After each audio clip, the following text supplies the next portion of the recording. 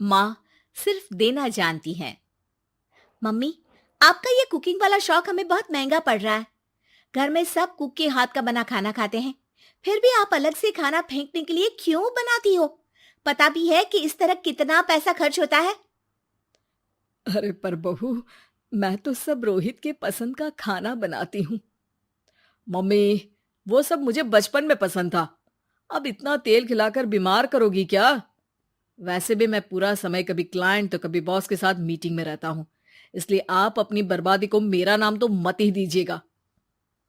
ये है पिंकी की सास निर्मला, जिन्हें सबको अपने हाथ का खाना खिलाना बहुत अच्छा लगता है, लेकिन राहुल और पिंकी को ये पसंद नहीं है। इसी के चलते वो निर्मला को खाना बनाने के लिए 10 बातें सुनाकर वहां से चले जाते हैं।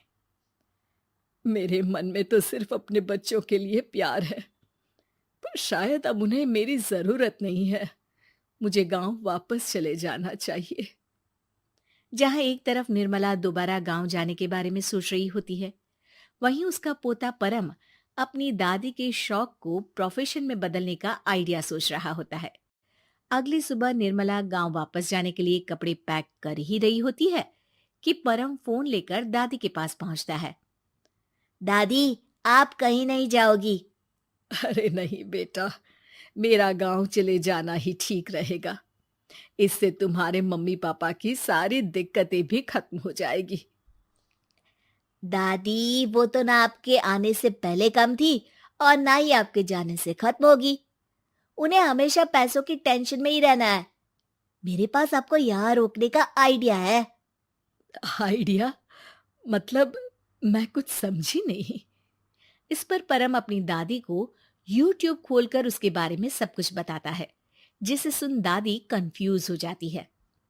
अरे बच्चे, तूने इस बुढ़िया के बारे में इतना सोचा, वही बहुत बड़ी बात है। देख, मुझे ये सब समझ में नहीं आता। तू मुझे जाने दे बेटा। अरे दादी, इसमें कुछ मुश्किल नहीं है। मैं हूं ना हेल्प के लिए। आप बस खाना बनाओ, और पता है, YouTube की मदद से आप अपनी स्पेशल रेसिपी लोगों को सिखा भी सकती हो। अच्छा, ऐसा भी हो सकता है? मतलब, बस घर बैठे मैं दूसरे लोगों को सिखा दूंगी? सिर्फ कुछ लोगों को नहीं, पूरी दुनिया को सिखा सकती हो, और उसके लिए आपको सिखाने के पैसे भी मिलेंगे दादी। इस पर बहुत देर तक दादी को YouTube के बारे में समझाकर आखिर में परम उन्हें कन्विंस कर ही लेता है, जिसके बाद वो गांव जाने का प्लान कैंसिल कर YouTube चैनल शुरू कर देती हैं। हमने ये शुरू तो कर दिया, पर इससे कहीं रोहित और पिंकी को दिक्कत ना हो बेटा। दादी, वो आपके बारे में नहीं सोचते तो आप क्यों उनके बारे में इतना सोच रही हो? इसके बाद दादी पोता मिलकर खाने की वीडियो और साथ ही उनके ट्यूटोरियल की वीडियो बनाकर उन्हें YouTube चैनल पर अपलोड करने लगते हैं। सब खुशी से चल रहा होता है कि कुछ हफ्तों में ही पिंकी को इसकी खबर हो जाती है। हमारी पीठ पीछे घर में ये सब क्या चल रहा है? अरे मम्मी, आपको तो अपना टाइम पास करना है, पर उसमें मेरे बेटे का फ्यूचर क्यों खराब कर रही हो? पढ़ाई के टाइम आपके साथ किचन में लगा रहेगा तो फेल ही हो जाएगा ना। वैसे इस YouTube वाले के शौक के लिए आप जो फैंसी डिशेस बना रही हो, उसके पैसे कहाँ से आ रहे हैं? मम्मी, आपको हमेशा पैसों की चिंता ही क्यों लगी रहती है? और रही बात मेरी पढ़ाई की, तो आपसे ज्यादा दादी को उसकी चिंता है। इसीलिए मेरी पढ़ाई के बाद ही वो ये काम करती है। परम, अपनी मम्मी से बात करने का ये कौन सा तरीका है? और मम्मी ने पैसों के बारे में कुछ गलत तो नहीं पूछा? जब घर में हम दोनों कमाते हैं, तो ये पूछने का अधिकार तो है कि पैसे कहाँ इस्तेमाल हो रहा है। मम्मी का ये जानना जरूरी बनता है। पापा, आप अपनी मम्मी से कैसे बात करते हो, ये तो मैं देख ही रहा हूँ।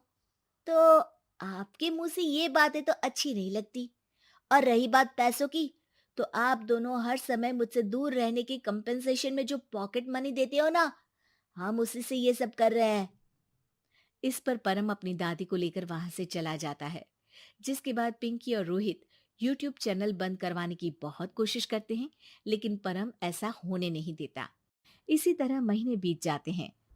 पर चैनल का कुछ खास ग्रोथ ना देखकर निर्मला निराश हो जाती है।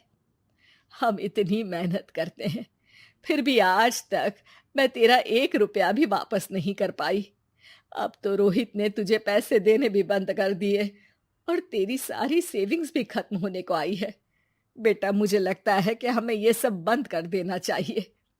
दादी, यूट्यूब चलने में मेहनत के साथ ढेर सारा सब्र भी लगता है। देखना, कुछ महीनों में सब सिर्फ आपको ही देखेंगे, और अगर फिर भी कुछ नहीं हुआ तो बंद कर देंगे। परम की बात से दादी मान जाती हैं और वो अपना काम जारी रखते हैं। अगले ही महीने पूरी दुनिया में लॉकडाउन लग जाता है, जिसमें सब घर में तो बंद हो जाते हैं, लेकिन साथ ही पिंकी की जॉब चली जाती है और रोहित के ऑफिस में भी ज्यादा अच्छे हाल नहीं होते। लेकिन वहीं लॉकडाउन के असर में निर्मला के सब्सक्राइबर्स और व्यूज बढ़ने लगते हैं। देखा दादी, मैंने कहा था ना, एक दिन सब आपको ही देखेंगे। अब तो आप बस रोज एक वीडियो अपलोड करो और जादू देखो। इसी के साथ लॉकडाउन के कुछ ही महीनों में निर्मला खाने वाली दादी के नाम से सारे सोशल मीडिया पर फेमस हो जाती है, जिस वजह से अब उन्हें यूट्यूब के पैसों के साथ पेड एडवर्टीजमेंट और पेड प्रमोशन भी मिलने लगते हैं। उन्हीं पैसों की मदद से निर्मला अब बेटे बहू की नौकरी ना होने पर घर का खर्चा भी चलाने लगती हैं, जिसे देख रोहित और पिंकी को भी अपनी गलती का एहसास होता है और वो सब मिलकर निर्मला को सपोर्ट करने लगते हैं।